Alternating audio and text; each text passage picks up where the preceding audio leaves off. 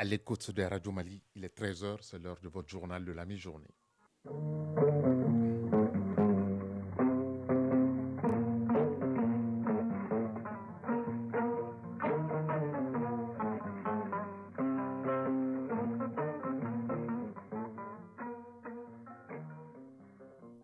Le journal Ousmane Daou. Mesdames et messieurs, bonjour. À la une de ce 13h, l'UNICEF vole au secours de quelques zones reculées de Caille et Kita. L'organisation vient de réaliser des pompes d'adduction d'eau potable et des latrines pour apporter un mieux-être dans le quotidien de la population. Coût de l'opération, plus de 100 millions de francs CFA. Benoro Fofana nous en parlera. À Ségou, fin à Kémeni du festival Djoumako, c'est-à-dire la fête après les récoltes, une occasion de perpétuer une tradition et surtout de s'ouvrir au monde. Jacqueline Dakou nous fera découvrir le Djoumako. Médium de paix, de développement et d'intégration des communautés, la radio est célébrée aujourd'hui avec une journée dédiée à elle. Bourama Traoré, transistor en main, dans son dossier nous dira pourquoi la radio est considérée comme l'un des médiums les plus consommés, mais également son importance dans la cohésion sociale. Hors du Mali, au Tchad, ouverture ce lundi du procès des rebelles du FACT, un groupe politico-militaire à l'origine de l'offensive qui a causé la mort du maréchal Idriss Déby Itno en avril 2021. Au Niger, 10 soldats ont été tués et 13 autres blessés dans une embuscade des terroristes.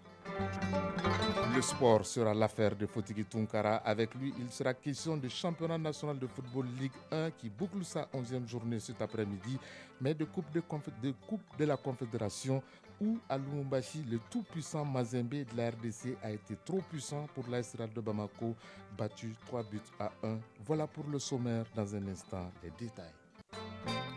Lundi 13 février 2023, mesdames et messieurs, bonjour et bienvenue à ce 13h. Plus de 136 millions de francs CFA, c'est le coût de réalisation des projets de latrines et d'adduction d'eau potable financés par l'UNICEF au bénéfice des populations des régions de Kita et Caille. L'initiative s'inscrit dans le cadre de l'amélioration des conditions d'accès aux services d'eau, d'hygiène et d'assainissement des enfants et des femmes. Benougo Fofana. Dans le cadre de l'amélioration des conditions d'accès aux services d'eau, hygiène et assainissement des enfants et des femmes touchées d'urgence dans les régions de Caille et Kita, l'UNICEF a réalisé des projets de latrines et d'adduction d'eau dans les centres de développement de la petite enfance, les centres de santé communautaires et les villages des cercles de Bafulabé, Yelimane, Caille et dans la commune de Sefeto, à Kita. Coût de réalisation, plus de 136 millions de francs CFA. Pour les remises provisoires, la première étape a concerné le cercle de Caille. Le village de Nyamiga a reçu une adduction d'eau sommaire avec 6 bords fontaines. Abidé Dipos, Djamou et Temetesu ont reçu chacun un bloc de 2 latrines pour les centres de développement de la petite enfance. Djeneba Menta, directrice du jardin d'enfants de Temetesu, commune rurale de Djamou. Vraiment, j'en suis très contente. Le nombre d'enfants qu'on a ici, c'est 58 enfants. Amadou Brehima Diaw, représentant du directeur régional de l'assainissement de Caille. Ces latrines-là ont été réalisées sur la base des normes aux différents CDP de suivre les enfants dans le cadre de l'hygiène et assainissement. La deuxième étape, le CESCOM du cercle de Yelimane a bénéficié de la réhabilitation de l'adduction d'eau. Le cercle de Bafulabé qui vient en troisième étape, le village de Bremessou, les CESCOM de Djakitela, Manantali et Walia ont tous bénéficié chacun d'un château d'eau et des bonnes fontaines. Et toujours dans la commune rurale de Maïna-Sec de Bafulabé, les centres de développement de la petite enfance de Djatawali, Maïnandi et Solo ont reçu à leur tour un bloc de 2 latrines. Cette mission de remise provisoire a pris fin dans la commune de Sefeto, région de Kita, où le centre de santé de référence a bénéficié de forages et un château d'eau de 5 mètres cubes et 4 blocs de 2 latrines. Issouf Koulibaly, médecin-chef de Sefeto. Il est passé des moments ici à Sefeto où on ne pouvait même pas avoir un 20 litres d'eau par 24 heures. Même les accouchements, vous imaginez autres situations médicales. Donc la réception de ces ouvrages-là sont vraiment un bonheur. Drissa Sidibé, directeur régional de l'hydraulique de Caille. Les normes ont été respectées et il y avait un suivi rapproché. Notons que partout où la mission est passée, le représentant de l'UNICEF du bureau de Caille, Moustapha Diarra, administrateur eau, hygiène et assainissement, n'a pas manqué d'inviter les bénéficiaires à une utilisation judicieuse de ces réalisations. Caille, Benoro Fofana, Lassana Keita, Sidi Bakay Konaté pour l'ORTM. Un mot de culture dans ce 13h et direction Ségou, précisément la commune rurale de Kémeni, dans le cercle de Blas, vient d'organiser la 4e édition du festival Djoumako. À travers ce rendez-vous culturel, les ressortissants de la localité veulent faire mieux connaître aux jeunes générations les richesses artistiques, culturelles et touristiques de la localité. de Kéméni, Jacqueline Dakou. Djoumako est une fête traditionnelle célébrée après les récoltes à Kéméni et tous les ressortissants de la localité se retrouvent généralement au Bercail pour la célébration de cette fête annuelle. Le ton de cette 4e édition est donné avec un rite traditionnel qui s'appelle le ntomo, l'usage de fouet par les jeunes garçons pour leur initiation aux épreuves de la vie. Abdoulaye Chérif Daou et Bassi Daou sont des garçons nouvellement initiés. C'est une tradition dans notre village. Ça prouve notre bravoure. Ça fait plaisir d'être avec mes semblables pour ces épreuves.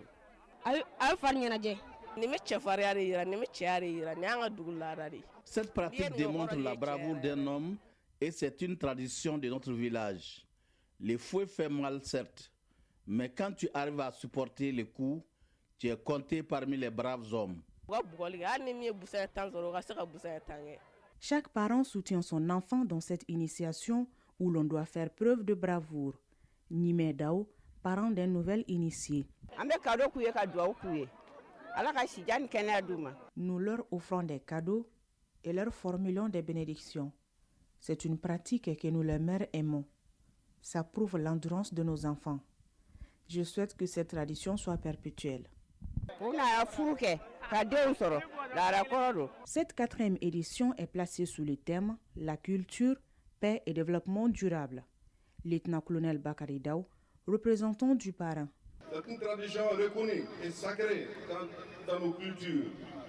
Et cela va permettre à la nouvelle génération de savoir qu'est-ce que signifie le ntomo, qu'est-ce que signifie les bois sacrés, c'est-à-dire Kasuke, Kacholo et Yapeta. Et qu'est-ce que signifie Brona, Kafigo. Et pas oublier d'autres fameux Balanzanimani. On note que la visite des sites touristiques reste l'un des menus de ce festival pour rappeler aux jeunes générations les vestiges d'un passé qui a façonné les caractéristiques du peuple Mianka, matérialisées par le courage, le don de soi et le respect de l'autre. Pour rappel, Kéméni est une commune cosmopolite regroupant à la fois Mianka, Sarakoulé et Bambara. Ségou, Jacqueline Dakou et Bassi Traoré pour l'ORTM. C'est ça, le Mali culturel et cosmopolite. Prenons bien soin de nos traditions. Retour à Bamako. Les administrateurs de l'Institut national de la santé publique, INSP, réunis pour la 5e session ordinaire du conseil d'administration. Le rapport annuel 2022, le plan de travail et le budget annuel 2023 sont entre autres points soumis aux administrateurs de l'Institut. Plus de détails, c'est avec Fanta Mamanyantao. Au cours de cette 5e session ordinaire du conseil d'administration de l'Institut national de la santé publique, les administrateurs ont examiné le procès verbal de la 4e session, le rapport d'activité 2022 et d'exécution du budget 2023. Mais aussi, ils se sont penchés sur des nouvelles initiatives qui permettront à l'Institut de relever les multiples défis auxquels la structure fait face. Sambasso, directeur général de l'Institut national de la santé publique. Le bilan est très positif et le budget alloué en 2022 a permis à l'Institut d'atteindre quasiment tous les objectifs. Et également, notre programmation 2023 nous permettra d'atteindre les mêmes objectifs déjà fixés. Cette direction générale de santé publique constitue l'épine dorsale du système de santé. Le ministère de la Santé et du Développement social a rassuré les administrateurs que l'accompagnement de son département ne fera pas défaut. Hamadou Ali Diko, conseiller technique au ministère de la Santé et du Développement social. La présente session ordinaire du conseil d'administration de l'INSP se tient dans un contexte marqué par l'insécurité, la crise sanitaire, la vie chère, mais aussi la pauvreté qui impacte négativement la vie de la population au quotidien et le bien-être, mais aussi le fonctionnement correct de nos services publics. En dépit de ces difficultés, l'INSP a abouti à des résultats fort encourageants que je voudrais reconnaître dans l'effort commun de l'ensemble du personnel et le féliciter et l'encourager pour l'exercice 2023. J'en appelle donc à vos orientations sur les axes stratégiques majeurs pour la prise des décisions qui s'imposent afin de mieux protéger les populations contre les maladies. Le projet de budget 2023 de l'Institut national de la santé publique s'équilibre en recettes et en dépenses à la somme de 5 milliards 128 119 728 francs CFA contre 5 milliards 346 608 393 francs CFA approuvés en 2022, soit une diminution de 4%. Ce budget paraît ambitieux, mais s'appuie sur des objectifs pertinents. 13h08, actualité hors du Mali. Au Niger, au moins 10 soldats sont morts et 13 autres blessés dans une embuscade tendue par un groupe terroriste à Bani Bangou, près de la frontière malienne dans le sud-ouest du pays. L'annonce a été faite par le ministère nigérien de la Défense dans un communiqué. Au Tchad, le procès des membres du FACT, Front pour l'alternance et la concorde, doit s'ouvrir ce lundi à N'Djamena. Le FACT est un groupe politico-militaire à l'origine de l'offensive lancée sur N'Djamena en avril 2021 qui a causé la mort du président maréchal Idriss Déby Itno. Plus de 450 membres de ce mouvement sont accusés d'être impliqués dans la mort du maréchal Idriss Déby. Ils sont également poursuivis pour terrorisme, enrôlement d'enfants, mercenariat et atteinte à la sûreté de l'État. Au Gabon, la rencontre politique réclamée par l'opposition et acceptée par le président Ali Bongo s'ouvre aujourd'hui. Les travaux doivent se dérouler au palais présidentiel sous la supervision d'Ali Bongo. La société civile, les syndicats, les religieux et les jeunes qui souhaitaient participer à cette rencontre n'ont pas été invités. Seuls les leaders des partis politiques ont été conviés et ils ont accepté l'invitation. Le président iranien Ebrahim Raïssi est attendu aujourd'hui en Chine pour une visite de 3 jours à l'invitation de son homologue Xi Jinping. L'objectif de cette visite est de renforcer les liens entre les deux pays. À Pékin, le président Raïssi aura des entretiens avec Xi Jinping, des hommes d'affaires chinois et des Iraniens vivant en Chine. Les deux présidents se sont déjà rencontrés en Ouzbékistan pour la première fois en septembre 2022 lors du sommet de l'Organisation de coopération de Shanghai. Et puis, le bilan du séisme qui a frappé la Turquie et la Syrie s'élève ce lundi à plus de 35 000 morts, selon l'Organisation publique turque de gestion des catastrophes. De son côté, l'ONU a indiqué que le bilan pourrait encore doubler.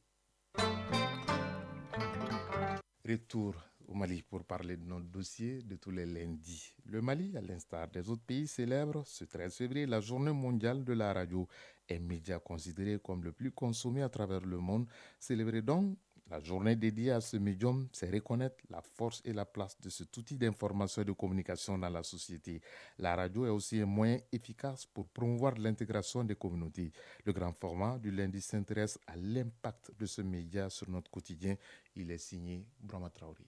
Radio Mali à Bamako et environ 92 MHz. Entre la radio et Bourama Magassa, c'est comme la lune de miel. Ce photographe professionnel ne se sépare jamais de cet outil incontournable d'information, devenu son fidèle compagnon. Sa passion pour la radio, plus qu'une simple affirmation, est bien réelle. Je suis un grand fan de la radio, puisque tous les matins que Dieu fait, avant de sortir, j'écoute la radio, surtout les communiqués, qui nous renseignent beaucoup plus sur les faits et gestes qui se sont passés dans la nuit et dans la journée.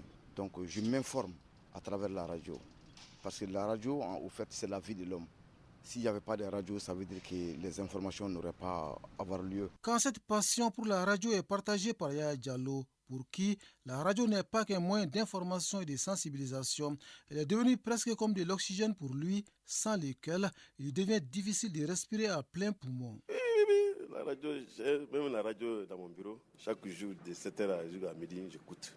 La radio, c'est un instrument d'information et d'éducation. Ça nous permet d'être branchés sur le monde extérieur.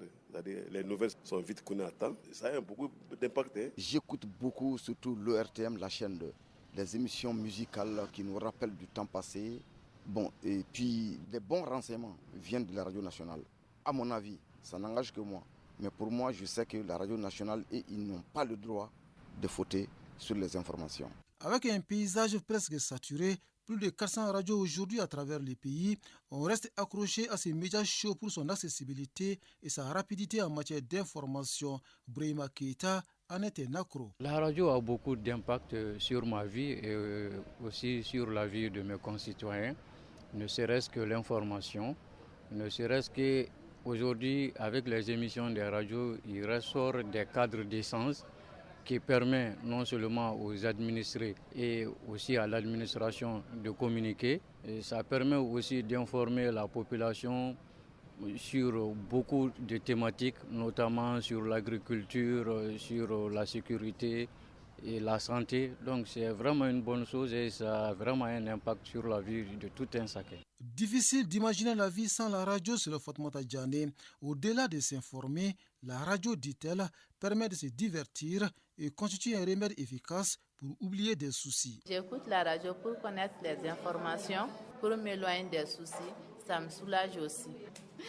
Ça nous donne des idées et puis ça nous donne la relation, quoi. Lui aussi ne manque pas d'éloges pour un média qu'il qualifie d'incomparable. Issa Sawadogo estime que la radio impacte positivement son quotidien. Quand j'écoute la radio, cela me permet de comprendre et d'être au courant de beaucoup de choses. Être à l'écoute de la radio permet également d'oublier des soucis et de bien se comporter. Par l'engagement que la radio entretient avec ses auditeurs, c'est le média idéal pour une communication de proximité. Dans une certaine mesure, elle est l'expression de la vie politique nationale, régionale et locale.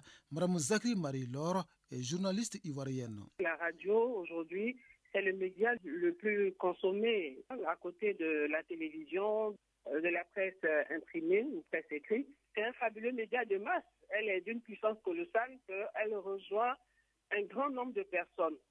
Et chacune de ces personnes éprouve le sentiment d'être en lien direct et unique avec la voix de la radio. Donc c'est un rapport intime et chaleureux qui s'établit entre la radio et son auditoire. Dédier une journée à la radio, c'est rendre à César ce qui appartient à César, c'est-à-dire mettre en relief la puissance de cet outil en tant que plateforme pour l'éducation et la liberté d'expression, selon Mme Zakri Marie-Laure, journaliste ivoirienne. Célébrer la radio, c'est vraiment reconnaître l'importance, reconnaître cette force qu'a la radio. Et il faut dire également que c'est un moyen de communication et c'est à faible coût. Toute personne peut accéder à la radio, ce n'est pas cher aujourd'hui, et avoir toutes les informations. Et toute personne peut écouter la radio parce qu'il y a des informations en langue, par exemple. Lorsque nous avons des informations, nous voulons toucher la population locale, eh bien, la seule chose, c'est de s'exprimer en langue. Et dans nos radios locales, nous avons des informations en langue. Donc, célébrer la radio, je pense que c'est lui reconnaître sa place. Reconnaître sa place dans un paysage médiatique à la fois divers et varié. Bien que les nouvelles technologies de l'information et de la communication aient le vent en poupe, la radio reste cette voix porteuse pour les voix qui portent. Et merci également à vous, fidèles auditeurs, vous qui portez la radio nationale du Mali depuis pas mal d'années. Lui, il a partagé deux passions, la radio et le sport.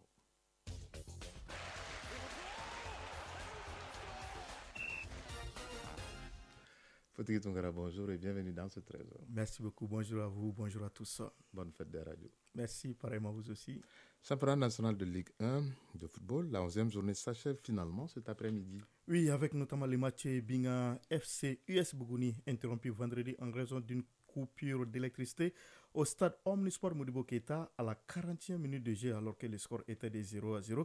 Le match reprendra cet après-midi sur le même terrain et à partir de la minute où l'interruption a été constatée, ce sera avec les mêmes acteurs et les mêmes officiels. Hier, les Sobé et les Soas ont fait match nul un but partout.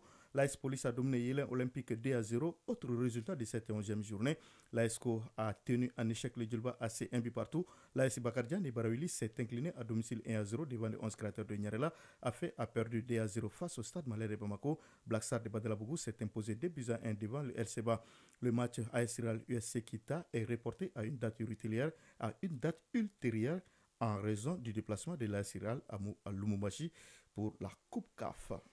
Coupe CAF, on en parle où hier à Lumumbashi, les corbeaux de la RDC, à savoir le tout-puissant Mazembe, Englebert, a été trop puissant pour l'AS Real de Bamako, battu 3-1.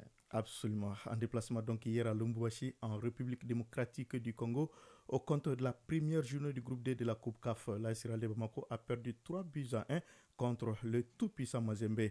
Tout s'est presque joué en première partie puisque le score à la mi-temps était de 2-1. Ouverture du score à la 24e minute de jeu pour le TP Mazembe par Kitambala Bola, puis l'égalisation à la 32e minute de jeu pour l'AS Real de Bamako par son défenseur latéral Suleiman Koulibaly. Les Congolais reprennent l'avantage au score seulement 6 minutes plus tard par Alex Ngonga. La deuxième partie sera très tendue, très serrée entre les deux équipes, mais l'AS Real finira par rompre après avoir longtemps résisté en concédant un troisième but aux Congolais qui corse l'addition dans le temps additionnel par Patient Mwamba entré en cours de jeu. Alors, avec cette défaite 3-1 en 7 journées inaugurales, la phase de groupe de la Coupe CAF est mal partie pour l'AS Real de Bamako qui doit vite se ressaisir à domicile contre l'US Monastir de la Tunisie dimanche au stade du 26 mars de Rimadio au compte de la deuxième journée du groupe D de la Coupe CAF. Un adversaire qui a déjà réalisé une bonne opération au compte de cette première journée hier, puisque l'US Monastir a battu Young African de Tanzanie 2-0. D'ailleurs, le deuxième but tunisien a été inscrit par un jeune attaquant malien, Boubacar Traoré, qui a donc marqué contre son compatriote Djiki Diarra. Voici donc les autres résultats de cette première journée de la Coupe CAF. Asco Dekara et Futur FC ont fait jeu égal 1 but partout. Les Diables Noirs ont gagné contre River United de 3-0. Asec Mimosa et Motima Pembe se sont neutralisés 0-0. Marumo Galan s'est imposé devant Al-Akdar 4-1. Pyramide et Phare de Rabat se sont quittés 2-2, 2 buts partout. Enfin, le SM d'Alger a battu Saint-Éloi Lupopo de notre compatriote Mohamed Makasouba par le score de 3-0. En tout cas, les Maliens en force et en forme dans cette Coupe de la Confédération cette année. Absolument. Vous prononcez très bien les noms de la RDC. Hein? On va boucler cette page sportive. Il m'a fallu un travail de diction. On va boucler cette page sportive avec la Ligue des champions d'Europe, place au 8e de finale qui commence demain. Oui, 4 rencontres sont donc à l'affiche cette semaine et le programme prévoit de belles empoignades. Demain, le PSG acquérera le Bayern Munich. Le coup d'envoi du match est prévu à 20h temps universel. Puis le Milan AC, votre Milan AC, recevra donc Tottenham à partir de 20h également. Suite, mercredi, Dortmund sera l'hôte de Chelsea à 20h également. Enfin, le club Bruges offrira son hospitalité au Benfica. Le coup d'envoi de ce match est également prévu à 20h temps universel. Je vois que vous avez vendu la mèche aux auditeurs, puisqu'on va accepter comme ça, puisque aujourd'hui c'est la journée mondiale dédiée à la radio. Sans ces auditeurs, cette radio ne pourrait pas tenir. Bravo à vous, fidèles auditeurs. À 13h passées de 20 minutes à Dramani, région de Caille, c'est la fin de cette session d'information qui vous a été présentée par Ousmane Daou. Mise en onde, Bintou Traoré, Sidi Koulibaly. Réalisation, Dossier Baba Diarra. Mise en ligne, c'est Traoré. Prochain rendez-vous avec l'actualité, c'est à 19h30. Mais gardez vos positions dans un instant. Aïssata Tangara sera là pour les avis et communiquer. Si vous êtes à table, bon appétit. Si vous avez fini de manger, bonne digestion. Bonne semaine à toutes et à tous. Chacun de nous ne peut être une étoile, mais tâchons de briller pour éclairer là où nous sommes. Tout le plaisir a été pour nous de vous servir et à très bientôt.